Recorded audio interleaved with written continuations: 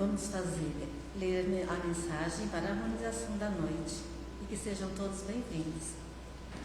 Na hora do passe, em busca de terapia fluídica, anotemos: pensa em Deus. Todas as energias restauradoras provêm do Pai. Vitaliza a fé. Confiar é sintonizar. Faz o silêncio interior. O ruído na alma gera desgaste desnecessário. Busca a prece. A oração sincera é ponte para o mais alto. Renova o pensamento. Pessimismo é espinho no espírito. É mais do que justo, procure socorro junto à espiritualidade amiga. Não te esqueças, porém, de que os resultados também virão da atitude mental que adotares na hora do passe. Serve. Não esperes condições especiais para servires no bem.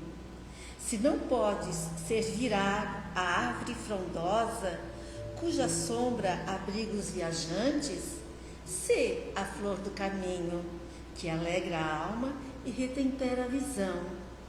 Se não podes ser o rio caudaloso que abastece as metrópoles, sê a fonte oculta na floresta, simples e limpa, que mitiga a sede dos pássaros e animais. Se não podes ser o farol longo do alcance, sê a chama singela, pequena e que afasta a sombra por onde passas. O hospital que reúne equipamentos sofisticados para determinar diagnósticos e realizar cirurgias prescinde do algodão simples e humilde para limpar feridas e aliviar dores. Pensa nisso e não sonegues teu concurso fraterno a quem segue contigo. A verdadeira virtude nasce sempre do amor, e ninguém é tão pobre ou incapaz que não possa transformar o amor que sente num gesto que reergue ou numa ação que console. Que assim seja. Boa palestra para todos nós.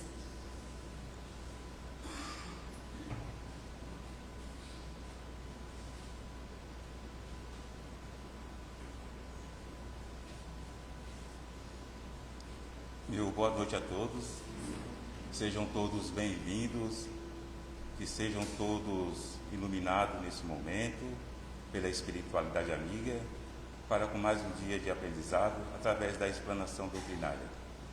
Então convido a todos que fechamos nossos olhos, harmonizemos nossos corações, elevando os nossos pensamentos a Deus, ao nosso Mestre Jesus, a espiritualidade amiga que se faz aqui presente.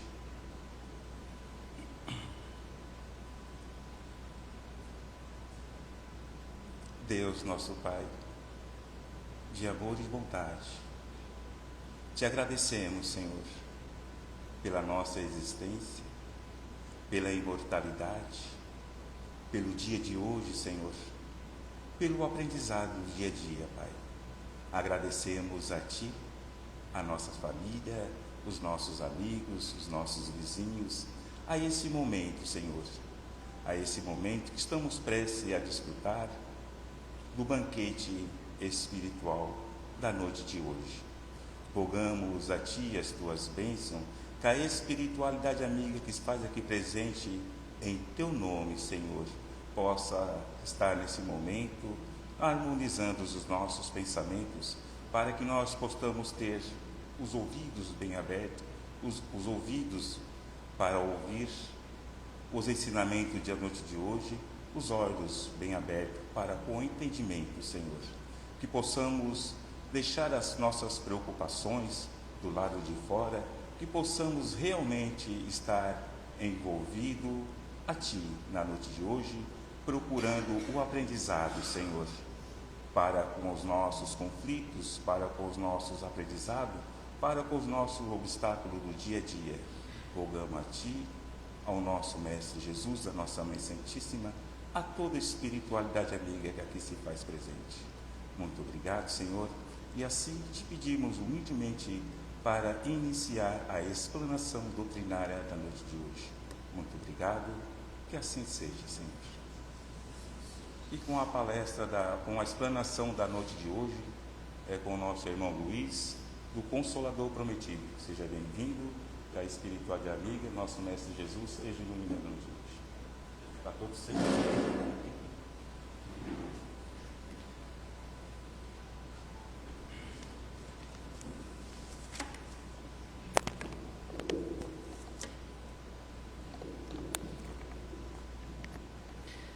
Boa noite a todos. É uma alegria imensa poder estar aqui esta noite. Nós temos um carinho especial por esta casa. Conhecemos toda a trajetória dela desde que o grupo se formou, né? Peregrinou por várias casas alugadas até chegar nesse lugar maravilhoso. Quem vê hoje esta casa não sabe. Cada tijolo desse que foi colocado aqui foi muito trabalhado. Teve muito suor, muitas lágrimas. E nós estamos podendo usufruir desta maravilha hoje. Por que choras, meu anjinho, esfarrapado sozinho, vagando de del em del? Choro de dor e saudade, pois sou filho da orfandade e minha mãe foi para o céu. Que tens? Sinto frio e fome. A angústia que me consome parece não ter fim. A ventura me escorraça. O orgulho olha-me e passa, não tem compaixão para mim. Minha mãe já não existe, e desde o momento triste que o Senhor me levou, não tenho a mão de um amigo. Pequeno, pobre, mendigo, eis agora o que hoje sou. Vens comigo, quem me deras. Vens, terás por primaveras as doces e eternas manhãs. Teu nome, sonho ou verdade? Chamo-me Caridade.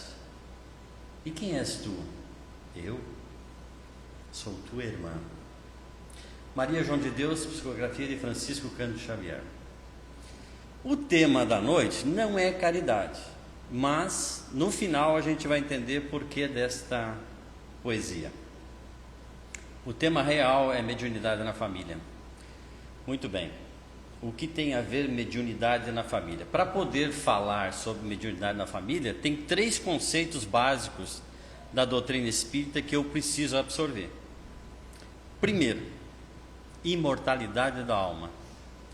Se eu não acredito que eu sou um espírito, que eu sou imortal, palavras vão entrar e passar e não ficarão como raciocínio, como reflexão, como convicção. Então, eu preciso ter noção da imortalidade da alma. Eu sou um espírito. Eu sou um elemento do universo, dos 3 princípios que a doutrina nos ensina: Deus, Espírito e Matéria. Então, eu sou um elemento do universo. Haroldo Dutra Dias vai dizer que é um elemento da tabela periódica que ainda não foi colocado lá, né? E que vai chegar esse momento também. O elemento inteligente, que somos nós. E precisamos ser mais estudados. Porque nunca houve tanta necessidade de estudar-se o ser. Estamos estudando tudo. Tudo que é objeto, tudo que é mineral, tudo que é tecnologia. Mas o ser está sempre em questionamento. Surgiu Freud, né? Surgiu Carl Gustav Jung e tantos outros aí, tentando explicar os nossos comportamentos, nossos distúrbios. Mas a doutrina espírita, a partir de 1857, trouxe essa proposta divina, que já tinha sido trazido por Jesus, mas mal compreendida, deturpada, e que tinha por sentido reavivar. E ele provou. Não é a doutrina espírita que está provando a imortalidade da alma.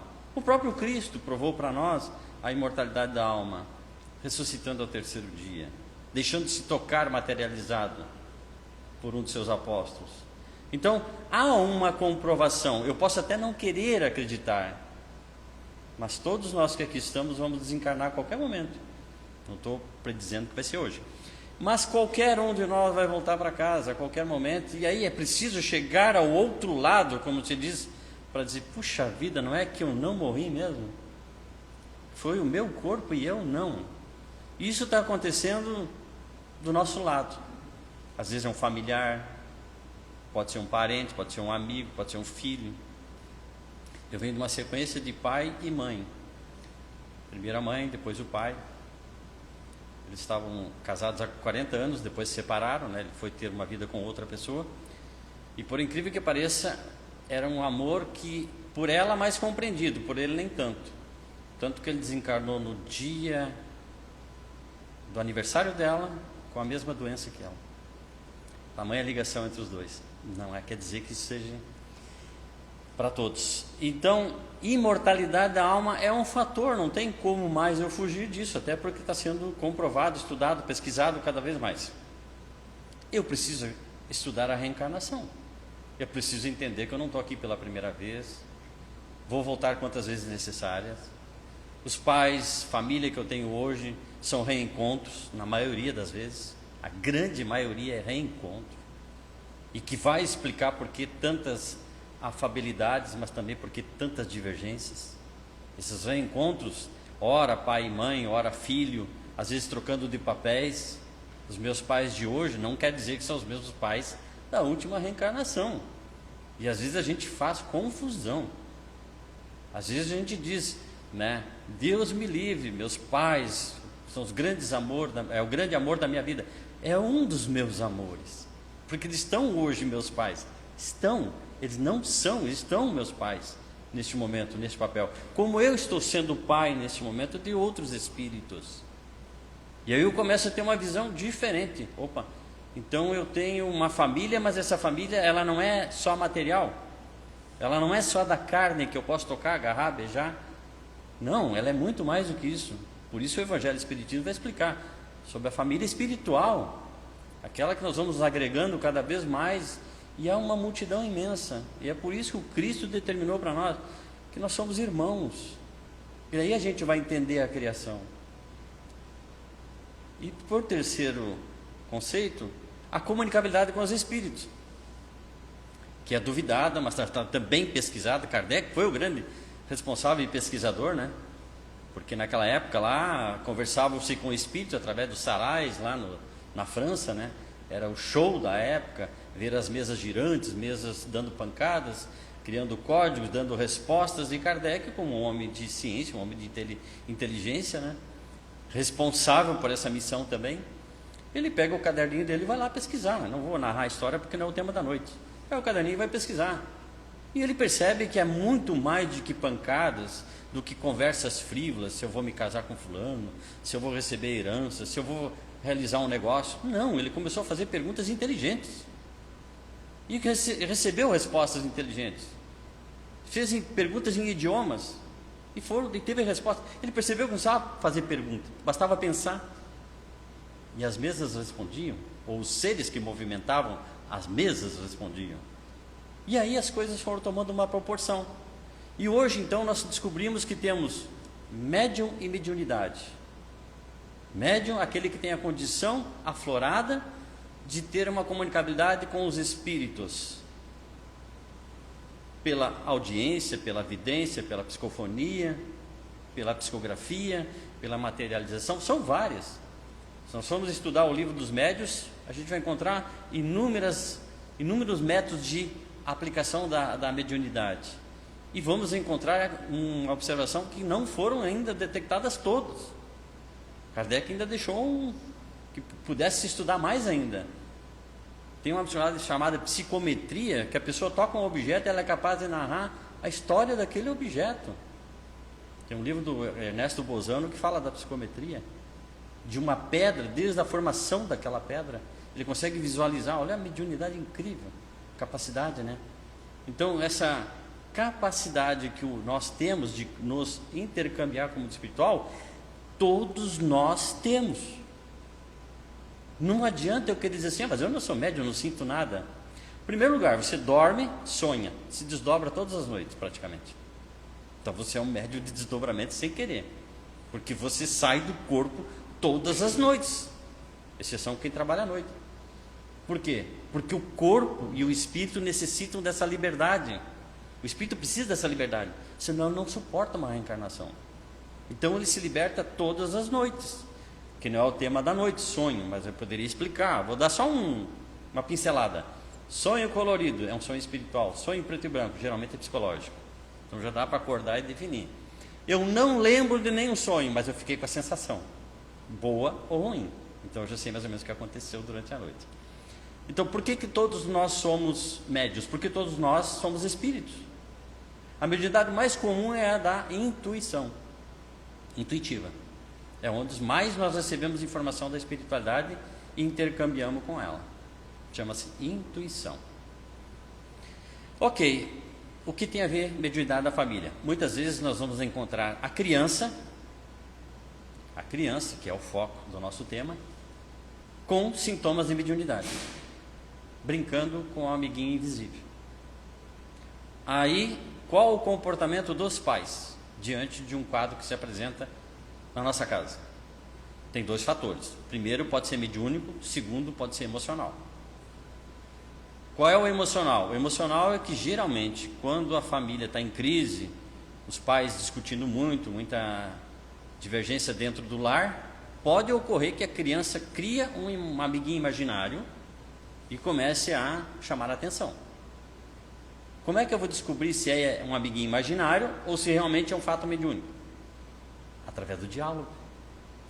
Nem demonstrar pavor e nem tampouco exaltar. Conversar naturalmente, porque mediunidade em espiritismo é natural, não é sobrenatural. O que a sociedade criou, outras colocações fizeram, ela não é sobrenatural, ela é natural, ela nasceu na humanidade e vai até onde for necessário. Enquanto nós estivermos reencarnando nesse planeta, nós teremos comunicabilidade com a espiritualidade, até porque é necessário. Então a criança ela vai apresentar, eu vou dialogar com ela. Como é que eu vou saber se é imaginário? Pelas colocações que ela vai me fazer. Você vai perguntar, quem é o teu amiguinho? Que jeito que ele tem? Que tipo de conversa ele tem contigo? Que tipo de brincadeira ele te propõe? E a criança, dificilmente ela mente. Eu estou falando criança de 0 a 7 anos, tá? Que é onde o espírito está completando a reencarnação. 0 a 7. Então a mente dele está mais lá do mundo espiritual do que aqui. E ele está se apresentando, muitas vezes está em contato, muitas vezes a própria memória dele ali, o inconsciente está soltando coisas de vidas passadas. Então vejo como não é tão simples. Através do diálogo, da compreensão, da busca da informação na casa espírita também, você vai conseguir decifrando o que está acontecendo naquele momento. Se realmente tem a ver com mediunidade ou não. Se realmente tem alguém visitando o nosso lar. O Divaldo Pereira Franco brincava com um amiguinho dele quando era menino, o índiozinho Jaguaraçu, se eu não me engano, e as crianças ficavam apavoradas, né? Imagina, meu amigo está brincando com um fantasma, né? Um fantasminha legal, como se diz, né? Então muitas vezes os pais vão se assombrar, porque se tem pouco conhecimento, né? Ele vai dizer, tem uma assombração dentro de casa, está atormentando. Aconteceu um fato no Rio Grande do Sul, na época era RBS TV, se eu não me engano aqui, em que num sítio do interior lá começou a pegar fogo na parede sem ninguém fazer nada. A cama da menina, ela tinha 13 anos, eu acho, ou 14 anos, começou a se elevar com ela, tipo poltergeist aí, né? A cama se elevava, o colchão se elevava, fogo na parede, passou na televisão, filmaram inclusive a cama se elevando, fogo, chamaram um padre para fazer exorcismo, tudo, né? E para nós espíritas, o que seria? Mediunidade de efeitos físicos. O que é muito comum acontecer, por mais que a gente não perceba, mas o jovem nessa fase da puberdade, em que a glândula pineal derrama os hormônios sobre o corpo, onde começa a ocorrer a metamorfose no corpo físico, né? Começam a nascer os pelos, os seios, etc., a ovulação da menina. Até tem um médico presente aqui, se eu estiver falando alguma besteira, depois eu vou me puxar a orelha. Então, tudo isso, e essa glândula pineal, ela também é responsável pelo canal mediúnico. É através dessa antena que nós temos ali, que se desenvolve. E hoje a ciência também já comprovou, ela é um cristalzinho ali, é um mineral que nós temos aqui, se não me engano, 5, 6 centímetros, perto da orelha, atrás da orelha. E ela é responsável também por esse canal mediúnico. Então, quando está nessa fase de ovulação, e depois dela pode ficar até mais constante, ocorrem esses tipos de fenômenos. Mas todo fenômeno mediúnico ele tem um objetivo, ele tem uma função, ele não ocorre por acaso. Ou é para chamar atenção, principalmente, né? Nós tivemos a época de Kardec os espíritos batedores, que se chamavam. Eram aqueles que, sob efeitos físicos, davam pancadas, moviam mesas, tudo para chamar a atenção da humanidade. Esse era o grande objetivo, não era para fazer show. Era para que o homem começasse a perceber que nós não estamos sozinhos, nós não somos o único do universo, nós temos companhia, e grande companhia. Para se ter uma ideia, o nível de espíritos, a população de espíritos da Terra é em torno de 28 bilhões. No livro Evolução em Dois Mundos, Valdo Vieira e Chico Xavier, nós constatamos essas informações. Inclusive a época em que começaram a reencarnação dos primeiros espíritos aqui na Terra. É um livro muito complexo. Muitas vezes até com o dicionário do lado você não consegue decifrar algumas palavras, porque não consta no dicionário. Então ali diz que nós estamos em torno de 28 bilhões e que hoje, na fase 2026, nós temos em torno de 8 bilhões reencarnados. Então olha a população, quem está fora, 20 bilhões. E esses 20 bilhões, apesar de hoje estar ocorrendo o famoso degredo nessa transição planetária, eles intercambiam conosco mentalmente. Então você vai ver muitas vezes isso acontecendo dentro de casa. O comportamento altera, situações ficam incompreensíveis. Hoje nós estamos na fase dos tormentos mentais. A humanidade está atormentada mentalmente. Por quê? Porque foi predito que isso ia acontecer. Se a nossa conduta moral não mudasse, se o homem não se desse conta, principalmente através do Evangelho que está aí há mais de 2000 anos, não se apagou, não vai se apagar, porque o Evangelho de Jesus é para o universo, é a linguagem dos espíritos elevados, que nós inferiores temos dificuldade de compreender. Segundo os espíritos, não tem um reencarnado na Terra hoje que não teve contato com o Evangelho de Jesus. Do índio primitivo lá da floresta, porque a gente acha assim, mas não teve ninguém lá catequizando eles. Eles esqueceram que eles desencarnam e que a gente no mundo espiritual também vive, também aprende, também tem experiências, também recebe informações. Então nós estamos na fase em que todos nós que aqui estamos no planeta temos contato, tivemos e teremos ainda com o Evangelho de Jesus. Então, nós estamos dentro de uma doutrina. Às vezes as pessoas dizem para mim assim, Luiz, eu estou procurando tal informação em tal conduta lá, em tal seita, em tal não sei o que, tal técnica que surgiu aí. Eu digo, gente, se você estudar a doutrina espírita, ela é completa em todas as áreas que você quiser. Em todas. Quando surgiu a clonagem, eu ouvi de um palestrante dizer o seguinte: o espiritismo está ultrapassado. Numa tribuna espírita.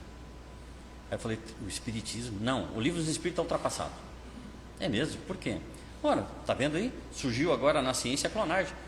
O livro dos espíritos não fala nada. Ah, é? Então tu vai lá e olha naquela questão que diz assim, não se consegue dividir um espírito. Você vai ter 2 gêmeos nascendo, idênticos, um espírito, outro espírito. Você pode clonar um corpo, mas não vai clonar um espírito.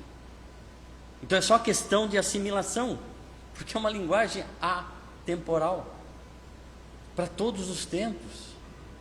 É que eu preciso quebrar alguns conceitos que estuda a matéria para adentrar ao conceito espiritual, para que eu possa entender tudo o que está acontecendo de uma forma mais ampla, uma outra dimensão, porque nós temos muito a descobrir ainda, o homem tem muito a pesquisar ainda. Agora chegaram no outro lado da Lua, como se diz aí, né? Quantas novidades vão surgir? Quantas teorias nas escolas vão cair? Galilei disse que a Terra era redonda. A igreja ia passar a corda no pescoço dele, se ele não renegasse. E tem gente defendendo na internet hoje que ela é plana. Mas não vou entrar nem nessa discussão para não confundir a nossa memória. Então, o que acontece? Com esses 3 conceitos, imortalidade da alma, reencarnação e comunicabilidade com os espíritos, eu já começo a entender o que está acontecendo então lá em casa. A dificuldade é grande. Para quem conheceu, ou conhece, ou vai ter contato com Divaldo Pereira Franco, na infância dele teve dificuldade, o pai dele batia muito nele, né? Hoje Deus me livre, né? Se fosse nos dias de hoje, poderia ir preso, Mas ele ainda agradece aquelas palmadas. E eu também. Aí teve um momento assim que ele já não aguentava mais, porque cada vez que ele dizia que via um espírito, o pai dele batia nele. Aí teve um dia que o pai dele soube que na rua lá o Divaldo tinha visto alguém que era conhecido, um familiar da rua. Foi lá e quis dar umas pancadas nele.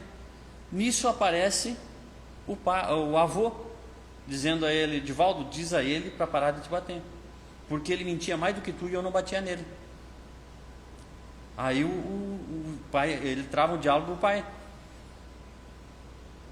e diz: pai, o vô está aqui, está dizendo para te parar de me bater, que tu mentia mais do que eu. O velho tem um sobressalto. Que jeito ele tem? Aí ele narra. E ele está dizendo o nome dele aqui: Demíscoles. Meu Deus do céu, eu nunca disse esse nome lá em casa. O Divaldo nunca teve contato com esse nome. Aí o pai dele fica assombrado. Aí ele diz o seguinte: ele está dizendo para ti, pai, para te fazer a pergunta que você quiser. Aí o Divaldo, o pai dele, diz o seguinte: eu quero que lhe diga o nome da minha madrinha. O pai dele e o avô dele disse assim: e de virgem. Nisso o pai dele se ajoelha, pede perdão e chora muito. Porque foi preciso todo aquele transtorno, toda aquela situação, para que ele se desse conta de que era verdade. É uma grande verdade para a humanidade. E a partir do momento que você tem contato com a verdade, você passa a parar de questionar e começa a se integrar àquele. Então a mediunidade, ela é real, ela acontece, ela faz parte da nossa natureza, ela não é um dom, porque Deus não privilegia ninguém, ela é natural e está em nós. É o famoso sexto sentido, que você vai trabalhar isso dentro do teu lar com naturalidade. Ok, mas se estiver acontecendo, o que eu preciso? Primeiro eu preciso estudar, eu preciso conhecer o que é. É por isso que os senhores vão ver grupos de estudo na casa espírita. Então eu vou estudar para adquirir o conhecimento, para entender o que é, como é que funciona todo isso no mundo espiritual e no mundo material. Se eu entrar no laboratório de química da Unisul hoje, eu não posso mexer em nada, porque se eu mexer eu posso causar um estrago. Se colocar aqui um copo de ácido sulfúrico e um copo de água, e os senhores, eu mandar os senhores escolher para tomar, não saberão qual é a diferença. Os dois são transparentes. Então eu preciso adquirir conhecimento, e eu só adquiro conhecimento com informação, e a informação está na palma da mão hoje, está na palma da minha mão, sobre qual assunto eu quiser. Eu já consertei muita coisa lá em casa só através ali do Google, aquele negócio ali do YouTube. Então eu vou entrando ali e vou fazendo algumas coisinhas que eu nem imaginava que sabia. Agora você imagina informação sobre espiritualidade. Agora, informação sobre espiritualidade, com profundidade, com pesquisa, com informação da própria espiritualidade, doutrina dos espíritos. Ali sim, as três bases que você vai encontrar: ciência, filosofia e religião juntas. A doutrina espírita só foi admitida como religião pela ONU no ano 2000. Desde 1857 não era admitida como religião. Não na religião comum teológica que a gente vê aí fora, de rituais, de dogmas. É a religião que liga você a Deus, tirando tudo que é material e cultuando o teu interior. Nós não precisamos fazer um templo lindo, sem crítica, pelo amor de Deus, mas como exemplo. Não preciso me vestir aqui de ouro, de púrpura, de linho, para que os senhores acreditem na palavra divina. Porque até eu estou estudando, tudo que a gente está falando aqui passa primeiro por quem está falando. E vocês não imaginam a dificuldade. E você tem que pesquisar o tema para poder divulgar. Então, com conhecimento, estudando, eu começo a ter melhor condição do discernimento, de como lidar. Porque daí entra o desenvolvimento. O famoso desenvolver a mediunidade. Aí tem gente que acha que vem para o espiritismo e vão botar a mediunidade em você. Não. Você vai começar a praticar depois do estudo, depois do conhecimento. Tem um período, né? Não sei se é 2 anos. Antigamente era 4 de estudo. Agora parece que a federação mudou, é 2 anos. né? Você passa pelo doutrinário, entra no estudo mediúnico e depois na prática. Então você vai, na prática você vai desenvolver. Se eu quiser correr hoje 100 metros em tanto segundo, eu tenho que começar a treinar. Eu começo com 5 metros, 10 metros, 20 metros. Então você vai começar a desenvolver, você vai começar a praticar. Você vai aprender a percepção, sensação, concentração. E aí você vai descobrir também que tipo de habilidade você tem. Se é só de sustentação, manter o ambiente com boas energias para que a espiritualidade possa desenvolver o trabalho. Se você tem a sensação de que alguém se aproxima e quer falar através do teu aparelho vocal. Se de repente você está vendo quadros, se de repente você está saindo, indo a lugares, você vai se descobrir. E aí chama isso de desenvolvimento mediúnico. Porque o terceiro é o mais difícil de todos. Educar a mediunidade. Trabalhar com Jesus. Que daí eu tenho que mudar meus hábitos. Eu tenho que mudar meu comportamento. Aí alguém me diz assim, então vou ter que ficar um espírito perfeito? Não. Mas eu vou ter que fazer esforço. Pelo menos os hábitos mais primários. O fumo, o álcool, alguma droga. Enfim, os mais primários, o excesso de alimentação, eu vou ter que controlar. Vou fazer um esforço. Porque daí vem os vícios morais. A inveja, a maledicência, tá? A raiva, a mágoa, que eu também vou ter que aprender a controlar até eliminar. Então, chega no dia da sessão mediúnica, eu tenho que fazer um esforço enorme, porque naquele dia, principalmente naquele dia, eu vou ter que ter uma disciplina, né? Uma disciplina. Por quê? Porque eu me propus. Eu não sou obrigado a participar de uma sessão mediúnica. Eu me propus, eu ouvi o chamado. Não sei se eu vou ser escolhido, mas eu vou estar lá presente. Porque tem que entrar às 8 horas em ponto, senão a porta é fechada. Não sei como é que funciona, desculpa se eu estiver me intrometendo no trabalho da casa. Mas a orientação é essa. 8 horas em ponto, fecha a porta. Chegou atrasado, não entra. Aí eu vou ter que ter essa disciplina de faltar o mínimo possível, né? 3 faltas consecutivas já complica um pouco, só não justificar. Eu passo a ter uma disciplina de trabalho, porque eu vou intercambiar com o mundo espiritual, eu vou ter o amparo dos benfeitores espirituais. Ok, mas como o tema é família, eu não vou me ater muito ao trabalho da casa espírita, eu posso fazer isso lá em casa. Eu posso começar a disciplinar o meu lar. Já que agora eu sei que eu tenho a influência dos espíritos também na minha casa, eu começo a disciplinar. Eu tenho uma ideia. Sabe que no colégio, hoje, você tem que deixar o celular na caixinha, né? E só pega depois na hora que sai, ou através de uma emergência. Se eu não me engano, é assim. Me corrijam depois. Por que a gente não faz isso na hora do jantar, na hora do almoço? Bota uma caixinha lá e todo mundo bota o celular. Não pega. Porque está difícil, gente. Está complicado. A gente perdeu um pouco as rédeas da nossa existência. Nós perdemos um pouco. Eu participei no carnaval 3 dias, fechado num colégio, com 110 jovens. Uma equipe cuidando, tudo, trabalhando na doutrina espírita. A ala que eu peguei tinha 13 jovens de 11 a 13 anos. Meninas e meninos. Então a gente passou 3 dias lá trabalhando com eles, temas, e vários trabalhos de teatro, de dinâmicas. Mas o primeiro dia, quando eles chegaram lá, que a gente teve a oportunidade de conversar com eles, eu perguntei: o que é que vocês estão fazendo aqui? Aí uns disseram: meu pai me obrigou a vir. Outros disseram: a minha família, o meu pai está ali trabalhando também, né? Porque nós tivemos uma equipe grande. E aí eu tive que vir também. Ok, a mesma pergunta eu vou fazer quando terminar o trabalho. Começou no sábado à tarde, terminou na segunda-feira à tarde. Na segunda-feira, antes de encerrar, eu vou fazer a mesma pergunta para vocês. E aí teve toda a dinâmica. Aí eu descobri, jovem com 11 anos, com o bolso cheio de comprimidos. Comprimido para depressão, comprimido para ansiedade, comprimido para dormir. Meu Deus, eu com 11 anos estava brincando, jogando futebol.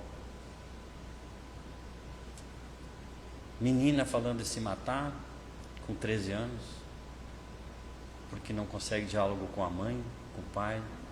O outro viciado em jogos no celular, tinha perdido 3 mil reais, estava de castigo sem celular. Aí a gente começa a repensar algumas coisas. Aí alguém diz assim, ah não, mas é a juventude que está perdida. Não, Chico Xavier disse isso lá atrás, nos anos 80. A juventude não está perdida não, ela sabe muito bem onde é que ela está. Ela só falta que nós, os responsáveis pela educação, amemos mais os nossos filhos. Porque na segunda-feira, quando eu perguntei a eles, e entre várias lágrimas eles disseram, eu vim encontrar Jesus, porque o tema era Jesus. E quando a gente encontra Jesus, a vida muda. A gente vê nos religiosos aí, principalmente nos evangélicos, que eles falam, né? Eu encontrei Jesus, a minha vida mudou. No Espiritismo parece que a gente não muda, mas aqui a gente encontra também. Claro que não de uma forma teológica, mas de uma forma tão grande, que é o único remédio hoje para a humanidade. É o retorno ao Evangelho. Nós estamos estudando agora o Evangelho Redivivo nas casas espíritas. E quando falaram isso lá, uns 10 anos atrás, se eu não me engano, todo mundo achou assim que Evangelho Redivivo deve ser, nós vamos para Marte, nós vamos para a Lua, nós vamos... Só se falava em mediunidade. E é o retorno ao Evangelho, só que na sua pureza, conhecendo quem eram os discípulos, qual era a prática dos discípulos, como é que Jesus convivia na sociedade, com toda a sua pureza, que é a grande solução para este momento que nós estamos enfrentando na humanidade hoje. Por que a gente fez a poesia da caridade no começo? Divaldo Pereira Franco conta que estavam terminando uma sessão mediúnica e uma senhora diz assim, ah, Divaldo, vou para casa descansar, já fiz a caridade hoje. E nisso aparece um espírito do lado dela e fala para o Divaldo assim, quanta prepotência, nós é que fazemos a caridade, porque a gente vem mostrar para vocês, não faça o que nós fizemos, para não estar no estado que nós estamos. Então, caridade se pratica de todas as formas. Eu lembro de uma palestra sobre caridade que fala, quem contou essa história foi um espírita deitado em cima de uma cama durante 30 anos, mexendo apenas os lábios. Jerônimo Mendonça Rodrigues, o gigante deitado. Procure. Esse cara mudou a minha vida lá numa época lá atrás. Pregava a doutrina espírita no Brasil inteiro, deitado em cima de uma cama, mexendo apenas os lábios. Artrite reumatoide, a doença que tinha. E ele contava a história sobre caridade. As pessoas iam lá e ele fazia atendimento fraterno, que nem a Elza estava fazendo agora há pouco ali. Ele, deitado numa cama, com tudo aquilo, bolsas de 30, 40 quilos de areia nos peitos para amenizar a dor, ventilador 24 horas. Ele ria, brincava e atendia as pessoas que chegavam sofridas lá. E ele diz assim, uma vez eu li uma história de Humberto de Campos, espírita, que dizia o seguinte, havia um homem que morava à beira de um rio, que tinha só uma batata para se alimentar. E ele descascava a batata, jogava no lençol do rio e chorava, e levava o pensamento a Deus e dizia, Senhor, tem alguém que sofre mais do que eu, que só tenho uma batata para me alimentar? E chorava. Um dia ele saiu dali onde ele estava, e a gente sempre vai sair da onde a gente está. A gente vai sair da zona de conforto, de um jeito ou do outro. E desceu e encontrou um outro senhor que morava abaixo, que recolhia as cascas que ele havia jogado, deglutia, sorria, elevava o pensamento a Deus e dizia, Senhor, que nunca falte a batata do meu benfeitor acima, para que eu possa me alimentar com suas cascas. Então, diante dessas 3 informações pequenas que a gente trouxe para essa noite, imortalidade, reencarnação e comunicabilidade com os espíritos, faça uma reavaliação. Você já disse que amava seu filho hoje? Quanto tempo faz que você não dá um abraço? você não senta para conversar se está bem, o emocional, se tendo dificuldades de relacionamento com os amigos, se está sentindo alguma influência que o incomoda, se está tendo pesadelos, você não está conseguindo, está sendo muito influenciado pela mídia, que hoje é incrível, né? O bombardeio que tem ali, eles chamam de influenciadores, né? Se eu não me engano, pessoas que... Eu conheci uma menina aqui de Orleans, que ela disse assim, eu tentei de tudo na internet, fazer piada, fazer malabarismo, mágica, não dava sucesso. Aí eu comecei a fazer o seguinte, da hora que eu acordo até a hora que eu vou dormir, eu filmo tudo que eu faço. Explodiu na internet, tá rica. Porque antigamente o fofoqueiro ficava na janela, cuidando de quem passa. Agora eles ficam aqui para passar para outro, para passar para outro. Sabe o que a fulana fez hoje? Sabe? Viramos fofoqueiro da internet, cuidando da vida dos outros. E perdemos a nossa identidade. E eu estou vendo muito os jovens perderem a identidade influenciados por mentes influenciadoras, o próprio nome já diz. Que antes a gente chamava de obsessores. Agora eles estão encarnados usando a internet para obsediar as nossas mentes. E eles são tão eficazes que inventaram um tal de TikTok, Reels, com quadros de minutos, segundos, que você não consegue parar de olhar, só vai passando o dedo. Diz que daqui a um dia vai ser só com a mente. E você não consegue largar. E quando você vê, passou 1 hora, 2 horas. E tem muita gente que à noite está tomando remédio para dormir, porque antes de dormir, eu vou ver quais são as últimas mensagens. E eu fico 2 horas ali e perco o sono, porque eu bloqueio o meu cérebro. E eu bloqueio o meu organismo físico, e bloqueio o meu psiquismo, e aí eu não consigo dormir. Aí eu preciso ir para as medicações. Eu costumo dizer, eu tenho poucos problemas de dor de cabeça, mas quando eu tenho, eu sento, relaxo e vou procurar a causa. Que o efeito já tem, que é a dor de cabeça. E de onde é que veio a causa? Para depois tomar a medicação, se for necessário. E eu vou dizer uma coisa para vocês, 90% das vezes a dor passa depois que eu descubro a causa. Se foi uma má alimentação, se eu tive com muita raiva, se eu fiquei muito triste, porque isso tudo desequilibra o teu organismo físico. Mente sã, corpo sã. Então, precisamos trabalhar muito o emocional dentro dos nossos lares, hoje.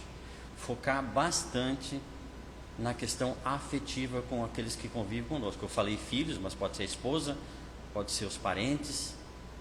Procure trabalhar o evangelho dentro de casa. Primeiro dentro de você. Depois, o mais próximo. E as coisas vão mudando. Você vai perceber a mudança. Principalmente no filho. Experiência própria. Minha filha está aqui presente e ela pode, depois se vocês quiserem, pode contar essa verdade. Ela teve vários problemas, questão psicológica, né? Esquizofrenia, etc. E eu, durante praticamente 1 ano, 2 anos, brigava constantemente com ela.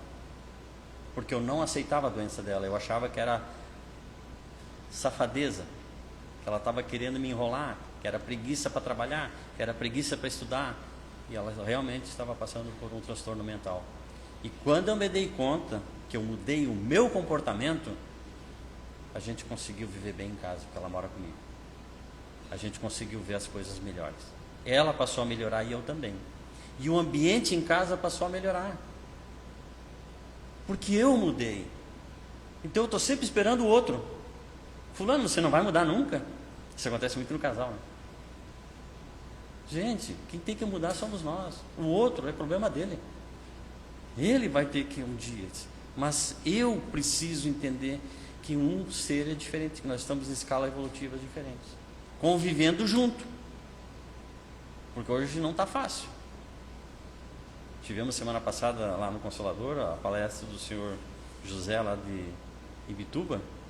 63 anos de casado. E a esposa dele estava junto. Meu Deus, parabéns. Eles chamam de completistas quem consegue chegar junto, né, nessa etapa. Parabéns. Fica o vínculo do amor. Mas hoje, uma grande maioria está se desvinculando e se matando e não sei o que. Meu Deus do céu. Precisamos retornar ao Evangelho. É a mensagem que a gente procurou trazer esta noite. Muitos dos assuntos foram só pinceladas. Para vocês terem noção, para quem quiser se aprofundar mais, no livro dos Médiuns, lá no capítulo 18, na questão 6, Kardec perguntou aos espíritos: haverá inconveniente em desenvolver-se a mediunidade das crianças? Os espíritos responderam: certamente, o sustento, mesmo que é muito perigoso, pois que esses organismos débeis e delicados sofreriam por esta forma grandes abalos. Estou só dando uma pincelada. Na 7ª, há, no entanto, crianças que são médios naturalmente, quer de efeitos físicos, quer de escrita, quer de visões. Apresenta isto o mesmo inconveniente? Não. Quando numa criança a faculdade se mostra espontânea, é que esta, na sua natureza e constituição, vem para esta missão, precisando de apoio, de atenção e etc. Em que idade pode a criança ocupar-se da mediunidade? Não há idade precisa, tudo depende inteiramente do desenvolvimento físico, ainda mais do desenvolvimento moral. Há crianças de 12 anos a quem tal coisa afetará menos do que algumas pessoas já feitas, se for bem orientada e bem educada. Então, a doutrina espírita tem muito a colaborar nesses momentos difíceis que nós estamos passando, porque é transtorno mental, principalmente, e de relação. Amemos mais. E não duvidemos tanto das palavras de Jesus. Porque por ser um espírito superior, o mais superior que pisou no planeta Terra hoje, que nós conhecemos, a frase que Chico Xavier mais adorava: amarmos uns aos outros e tudo ficará melhor. Obrigado pela atenção, pela paciência, pelo convite da casa. Que Jesus nos abençoe.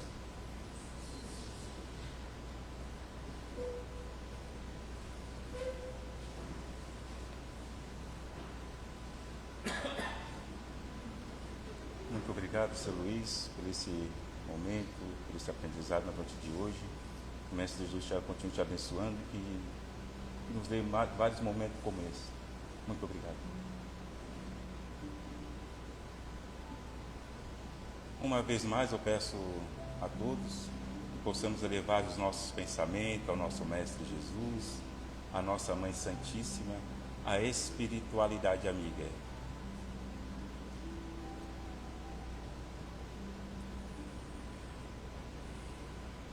Senhor Deus, Pai de amor e de bondade, muito obrigado, Senhor. Obrigado por esse pão, por esse alimento, pelo esclarecimento da noite de hoje, pelo aprendizado, Senhor. Que nós possamos levar esse aprendizado para a nossa casa, para com a noite de hoje, que nós possamos ter bons sonhos, sonhos coloridos, para com mais o amanhecer, Senhor, de aprendizado, que possamos desenvolver em nós o amor, a caridade e a compreensão, Pai.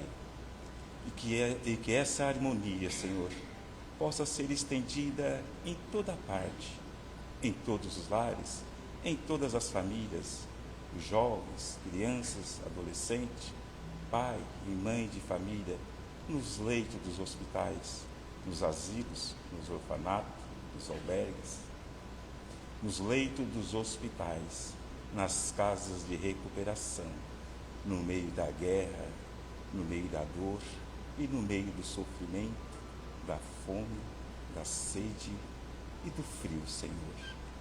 Rogamos a Ti, ao nosso Mestre Jesus, a nossa Mãe Santíssima, que acolhe cada um de nós, necessitado do Teu amparo, do Teu amor, das Tuas bênçãos através da espiritualidade amiga, os Espíritos Consoladores prometidos do nosso Mestre, Jesus Cristo, quando aqui esteve.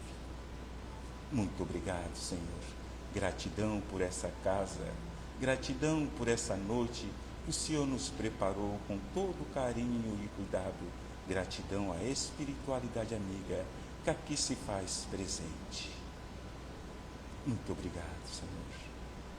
Mestre Jesus Cristo, te convidamos humildemente, Senhor. Mãe Maria, espiritualidade, para entrar em nossos lares, Senhor. Nesse momento, fluidificando, Senhor,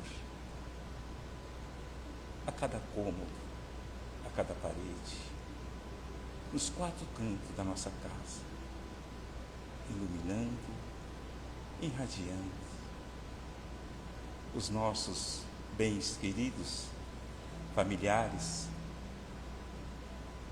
que aqui estão, que estão em nossos lares, que fazem motivo de nossas preocupações, Senhor, possa ser irradiado por Ti, através dos nossos irmãos, que aqui se faz presente em Teu nome. Que a Tua luz, que as Tuas bênçãos irradiem nossos lares e todos os lares, amigos, vizinhos, familiares, nos países vizinhos, os nossos governantes, Senhor. Que cada um de nós possamos levar nessa noite o Teu amparo, através da lei, do amor e da caridade. Que nós possamos sentir profundamente em nosso espírito, Senhor, a Tua presença, a Tua luz, o Teu amor e todo o Teu cuidado. Muito obrigado, Senhor, pela doutrina espírita que esclarece, que liberta, que nos conforta. Muito obrigado, Pai, por fazer parte da Tua família, pela nossa existência, pela imortalidade, por ser esse Pai bondoso, amoroso, que nos dá a oportunidade do crescimento evolutivo, Senhor. Muito obrigado, Criador, Mestre Jesus, Mãe Santíssima, que a Tua infinita bondade se estenda por toda parte, Senhor. E com esse sentimento de gratidão, Pai, pedimos humildemente para encerrar a explanação doutrinária da noite de hoje. Muito obrigado, Mestre Jesus, Mãe Santíssima, Mentor espiritual São Francisco de Assis, Pai de infinita bondade. Gratidão, Senhor. Que assim seja.